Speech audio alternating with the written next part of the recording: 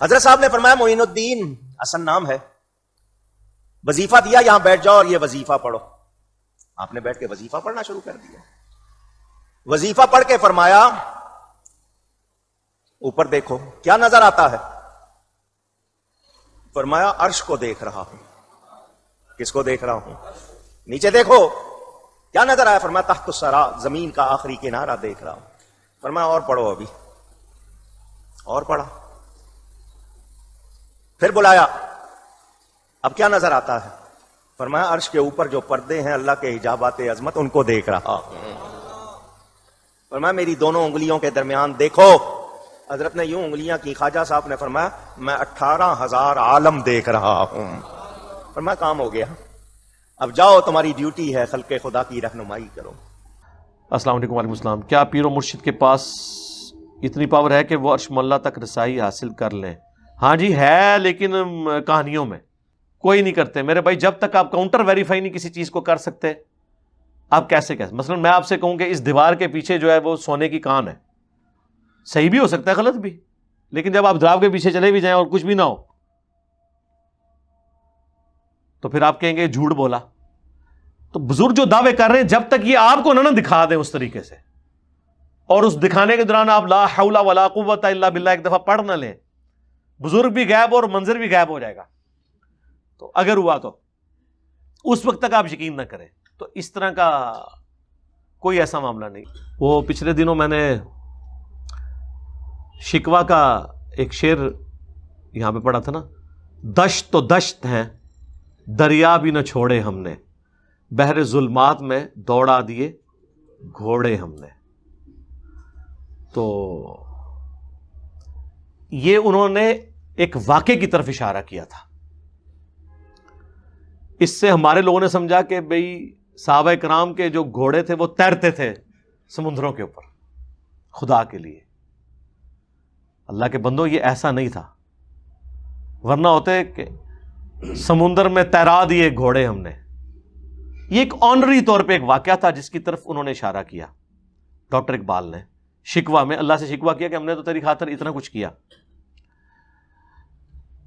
بحر ظلمات میں دوڑا دیے گھوڑے ہم نے. بحر ظلمات یہ اٹلانٹک بحر اوقیانوس بھی استعمال ہوتا ہے.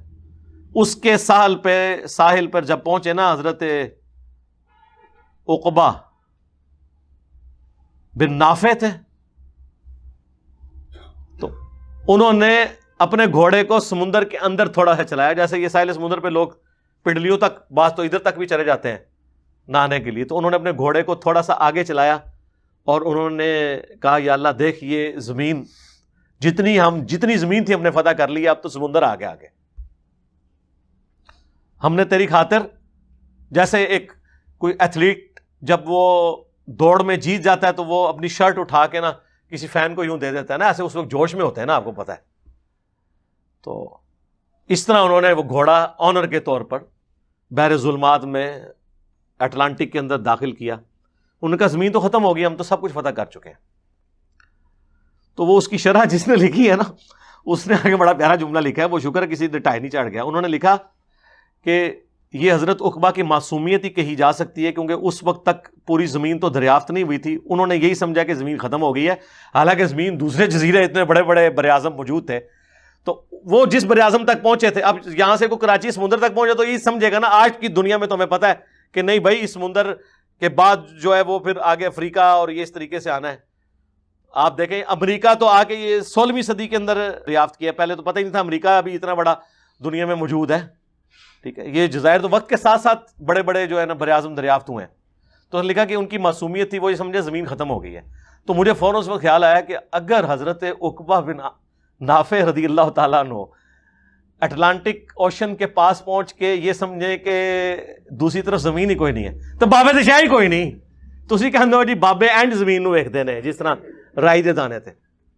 خدا کے لیے ہر واقعے کے بعد فبأي آلاء ربكما تكذبان، جس طرح اللہ تعالیٰ نے اپنی قدرت کی نشانیاں گنوائی ہیں نا، اس طرح قرآن و سنت میں جتنی بھی باتیں ہیں نا ان کے بعد آپ کے اندر سے آواز اٹھتی ہے کہ باب تشائی کوئی نہیں. وہ اگلے دنوں میں نے وہ بخاری کی ایک حدیث بیان کی نا کہ حضرت عثمان منڈیر پہ کنویں کی بیٹھے ہوئے تھے، تو وہ اپنی وہ انگوٹھی تھی، یہ نقش نبوت محمد رسول اللہ، وہ یوں اس کے ساتھ کر رہے تھے، بس یوں کرتے ہوئے نا وہ ان کے ہاتھ سے چھوٹ گئی اور وہ اس کنویں میں جا کے گر گئی۔ کنویں میں پانی، جن لوگوں نے کنویں یوز کیے ان کو پتا ہے کنویں میں پانی 2 یا 3 فٹ اس سے زیادہ نہیں کھڑا ہوتا، وہ آپ جب نکالتے ہیں پھر سیپیٹ سے پانی اور آ جاتا ہے، یہ نہیں ہوتا کہ جو آپ کو پانی نظر آ رہا ہے تو سینکڑوں فٹ نیچے پانی ہے، پانی تو پتھروں کے اندر سے ہی نکلنا ہوتا ہے، ریت کے اندر سے ہی، وہ نیچے سمندر نہیں کوئی آ جاتا کہ بندہ ایک بار گرے تو جا کے ادھر نکلے گا۔ تو آپ کو پتا ہے کنووں میں پانی پھر گرمیوں میں خشک ہو جاتا ہے، پھر بارشیں ہوتی ہیں، پھر سیپیج کا آ جاتا ہے، تو نیچے مٹی ہی ہوتی ہے ظاہر ہے۔